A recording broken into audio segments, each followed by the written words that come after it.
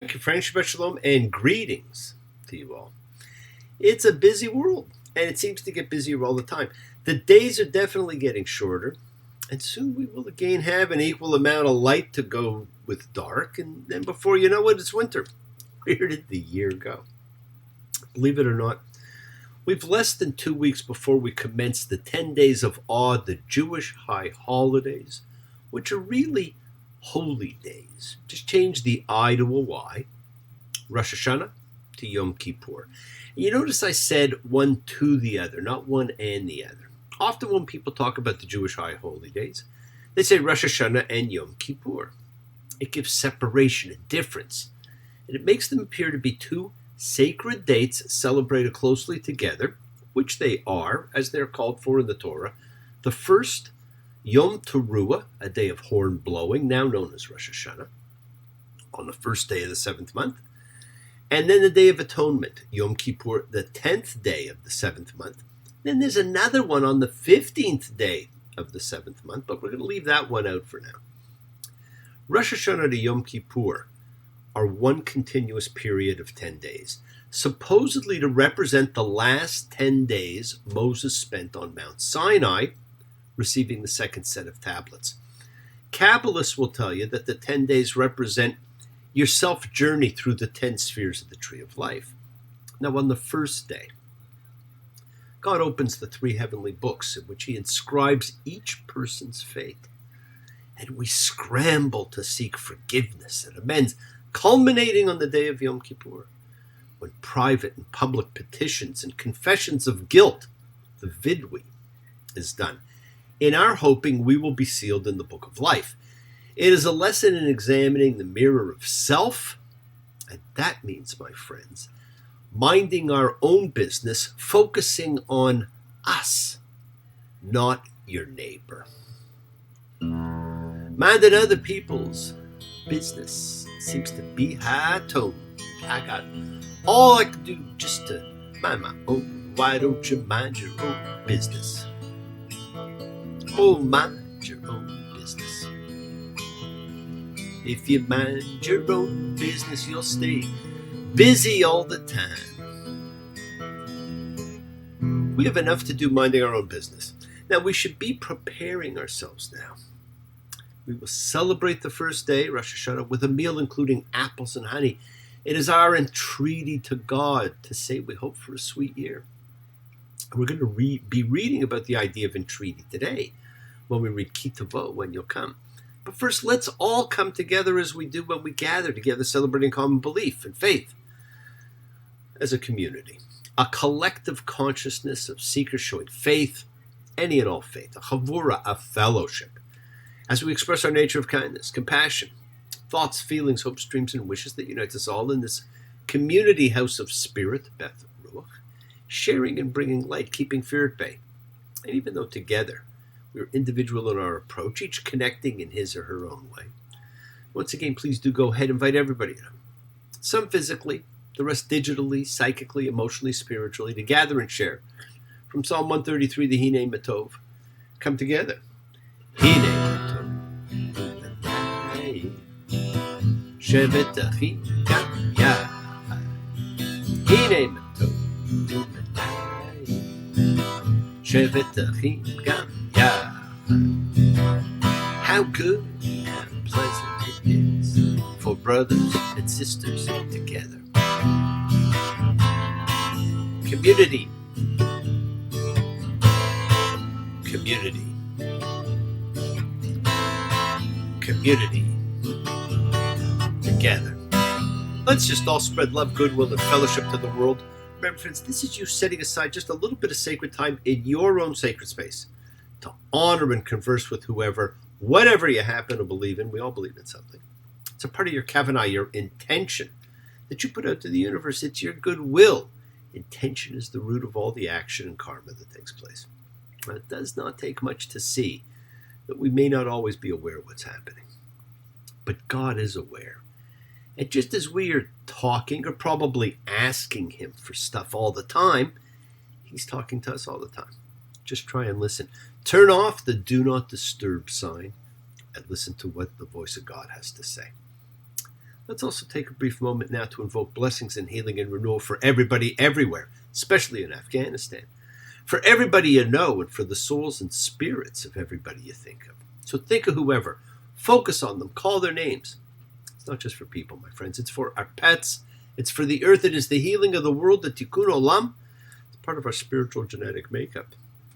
Friends, the world is a work in progress, which is why we are obliged to fix it by fixing ourselves. That is the real meaning of Tikkun Olam, fixing the world. We have to help heal it. Remember, it's not a job for us to complete. It's an ongoing task we deal with in this lifetime. Always has been, always will be. And we each must do our own individual part. Okay? And part of that healing of the world is when we send thoughts and energy for health and renewal and goodwill out for everybody we know. You don't have to be sick. It's for those in our hearts and minds. So let's all send energy out for the people in need everywhere. Special thoughts for Lori in Memphis, for Tam, for Joe and Aurelia, for Mark and Lindsay, for Snoopy, Frank and Connie and Mary and Matt, for Vlad, for Ann and Kevin, for Ziv Ben Leah. May he have a long and prosperous life and live to be 120. Adamea Vaslin. For all our animal friends everywhere, never forget your animal friends. For Terry and Eden, for Sky High, who's special to me. For the everyone and everything, and for the bee. Friends, it is the kindness, the healing wishes, the goodwill and love we all send out. It just circles the world finding those in need. So thank you, each of you, for all you do, for all you care, because the world is a world of spirit, and spirit, my friends, never dies. Me, Shabbat, Avotenu,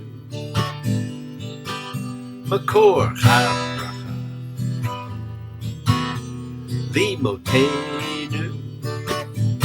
May the source of strength bless the ones before us. Help us find the courage. Make our lives a blessing. The renewal of body. The renewal of spirit. Let us say, Amen. Misha Berach, let us all have our spirits renewed. This is the great prayer for healing, which we call upon God to heal as He's healed before. Misha Berach, may He who blessed, because all healing is a blessing, my friends. Let's all send and receive healing and renewal energy in our efforts to love, to share, to care, to grow. Now, this is reading 50 now. There's some reach to keep people interested, but there is a fantastic part coming up in just a couple of weeks to end this retelling. A brilliant ancient biblical poem, and I think it should have actually been the very opening of the Torah. But we'll get to that in a couple of weeks. What you may notice this week in this parsha includes a huge section on blessings and curses, and we've talked about blessings and curses, and there's 4 times as much space devoted to curses as blessings. Now remember, one mountain is going to proclaim the blessings and another one the curses, right? We were told that, Mount Abel, Mount Gerizim. Now, as you see, the big thing when you read this is the 12 curses. Now, you could say that it's one for each tribe, but that's also saying it's one for every possible person, because the tribes represent the signs of the zodiac. That covers everybody on earth. And the blessings, well, they're just a reward for obedience, not for being good, not for being upright, moral, decent, but obedience. Obedience to the entire law. This alone says something about human nature. And this reading also has the actual first true liturgy in the Bible. Other parts were used and taken for liturgy, such as the Shema, or the Thanksgiving prayers after a meal. But what we're going to read today is the actual first prayers said. They're laid out for us. We see 3,400-year-old real initiatory practice, right? We are instructed in ritual and word, right? An incredible rarity when you think about it. We have a glimpse at early sacred practice, a way back machine journey to beginning religious observation and practice. Deuteronomy 26:2. You shall take from the first of all the land's fruit that you'll bring in from your land, that the Lord your God is giving you, and set it in a basket and go to the place that the Lord your God will choose to tent his name there, meaning the temple. You shall come to the priest who will be in those days and say to him, I declare today to the Lord your God that I've come to the land that the Lord swore to our fathers to give to us. And the priest shall take the basket from your hand and set it down in front of the altar of the Lord your God. And you shall answer and say in front of the Lord your God, my father was a perishing Aramean. Okay, so let's recap. You've brought part of your harvest to the priest. No animals here, just vegetables and fruit. In all likelihood, the Aramean mentioned is referring to either Abraham, who came from Mesopotamia, or Jacob, who spent 20 years there after fleeing from Esau. It then continues. So he went down to Egypt, resided there with few persons, and became a big, powerful, and numerous nation there. And the Egyptians were bad to us, degraded us, and imposed hard work on us. We cried out to the Lord, our fathers' God, and he listened to our voice, saw our degradation and our trouble and our oppression, and the Lord brought us out from Egypt with a strong hand and an outstretched arm, but with great fear and with signs and with wonders. And he brought us to this place and gave us this land, a land flowing with milk and honey. And now here, I've brought the first of the fruit of the land that you've given me, O Lord, and you shall set it down in front of the Lord your God and bow in front of the Lord your God. Okay, so the prosperous farmer, even as he brings to the sanctuary specimens of the first yield of his crop, recalls how his forefathers were close to dying from famine, were obliged to go down to Egypt, where in due course they were enslaved. This liturgy shifts the grounds of the ritual of Thanksgiving harvest from an agricultural cycle to a retelling and entrenchment of history. And all of that became part of the first real prayer. I'm often asked about prayer. You know, prayer is different for everyone, friends, but here you see the first part of what I call a three-part dance that really makes up prayer. And it is what will be happening during the 10 days of awe coming up. Prayer is a one-way conversation between you and whatever higher power you acknowledge. It doesn't mean it can't be a two-way conversation, but primarily it's one way. You're engaging in dialogue with someone who can grant you something. When we pray, we're asking for something. And we're actually using a model that existed since ancient times when petitioning a ruler. It does not matter what you want. It could be peace on earth, $1 million, love, a parking spot. It doesn't matter. Our request for something is always there. This is the great dance of the entreaty. So a system was put in place. Praise, thanks, request. 3 parts. You praise the king, or in this case, the king of all, for his greatness, and you thank him for all he has done. Then you ask for something. Now, the special prayers said during the high holy days are all based on this formula, and we saw it last week in the Avenu Malkeinu, our Father, our King. Oh, you're awesome. Thanks for being so great. And by the way, can I be forgiven for whatever I've done and live another year? It's the essence of prayer. Acknowledge and praise. Thanks. Ask. And we see it with the petitions. We see it in Shakespeare's plays, in Julius Caesar, when they're petitioning Caesar. And here we are taking history and making it part of the prayer in the first fruits. You have given everything to me. What can I do for you?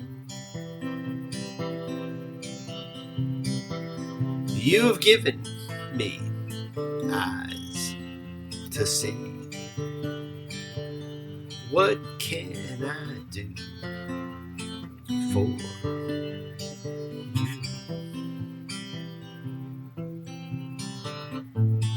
Pulled me out of bondage, and you made me renewed inside. Filled up a hunger that had always been denied. Open up a door no man can shut, and you opened it up so wide. Chosen me to be among the few. What can I do for you? Now this is what you do for Rosh Hashanah and Yom Kippur. But you do it with sincerity, authenticity, as you look at yourself in the depths of your soul. Yes, my friends, the world is sacred. So is everything in it. Express your gratitude, light a candle, make a wish. Celebrate your life and the lives of those you love. Share your feelings with them. Live free, be free, honor your freedom, be well, be happy, be blessed. Share and honor the light and all who live in the light and continue to shine. Continue to send everybody you know goodwill and love. Pray for peace and freedom for everyone, especially today. An end to terror and hatred. Remember, friends, we are a community. We learn together, we celebrate each other, we love each other, we share this ride together. Men and women equally, so let's all send out love, not fear. Send out peace, harmony, goodwill, and love. Healing to all who need it. And please do learn to forgive. Learn to love. Open your hearts, honor the relationships of your life. Tell those you love that you love them. Take advantage of the time you have and enjoy the journey, because we take the twists and turns and the patterns that weave through the fabric of our lives in our efforts to grow, to learn, to be, to love. So please do love. Now, bless you all. Have a fantastic week. A week of love and light, a week of peace, a week of miracles. Examine your intentions and use them to imprint your will on the universe, because we set in motion everything that happens in our lives. It's our intention, our kavana, our cause, our effect. Everything is linked. Now, as I've said, you always have time to forgive and to be forgiven. You have the knowledge of what's good and bad, so acknowledge whatever you've done wrong to yourself, to God, and to any person you've wronged, and ask forgiveness. Do so with sincerity, with accountability, with vulnerability. Forgive those who've hurt you as you learn to be forgiving and compassionate, because the secret of forgiveness, compassion, and peace, my friends, is in acceptance. Can you accept yourself, other people in the world just as they are? Can you accept life as it is without trying to control it? Because if you do, you can experience the peace that acceptance brings. So do not stop your journey. Do not stop moving towards your promised land. Keep on dreaming. Keep on being. Keep sharing. Keep shining. Keep teaching. Keep spreading joy and goodwill wherever you go. Do not follow fear. Follow love, because it's always in front of you.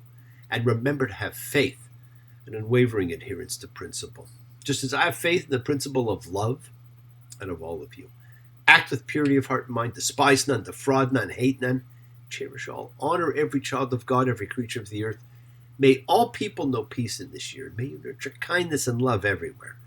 Work to be present in the body. Expand the heart, quiet the mind, because the deepest source of real power lies in consciousness and the ability to be mindful, aware, present in all of life's circumstances. So make the most of your time in this life. Continue to touch and transform the lives around you, because you're never alone. You're forever blessed and have the ability to bring blessings to everybody you meet. Health, love, and renewal to everybody you come across. We're all energy. Energy cannot be destroyed. It can only be transformed. And friends, your words are your power to transform, to love, to bless. So be generous. Bless others, bless yourself, and love with the heart, because we're all part of a greater whole. And please embrace love, not fear, forgiveness, not anger, and be there for someone, because someone will always be there for you whether you know it or not. Continue to explore faith and belief, what they mean to you. And never accept shame as a natural state. Whatever you feel others have felt, whatever you've experienced others have too. We share together, we learn together, we help each other, because we are each of us trying to find love and acceptance and support. We all have or could have that special someone in our lives, so find them and tell them what they mean. And remember, you're never alone on your journey to your promised land. Keep forgiving those you need to forgive. Keep asking forgiveness from those you need to ask forgiveness of. Continue to ask why. Continue to wonder and elevate and honor everything around you. Honor the souls and spirits of those who came before. Light a candle for everybody. And help us keep decency and honor in the world. And prepare to make entreaty to God to judge us each kindly as we look at a world of choice. We all have the choice, blessings or curses. The choice is yours. It's the scars that make you stronger. It's the hard times that make you wise. Is it more blues? Is it bad news? Is it a curse? Or blessings in disguise? Well, thank you for joining me, my friends. Keep sharing the light. Practice forgiveness. Be thankful, be gracious, be kind, be loving. Believe in yourselves. And continue to spread a little goodwill to the world. And continue to be the miracle in somebody's life. Shabbat shalom and blessings to you all. Take care. Bye.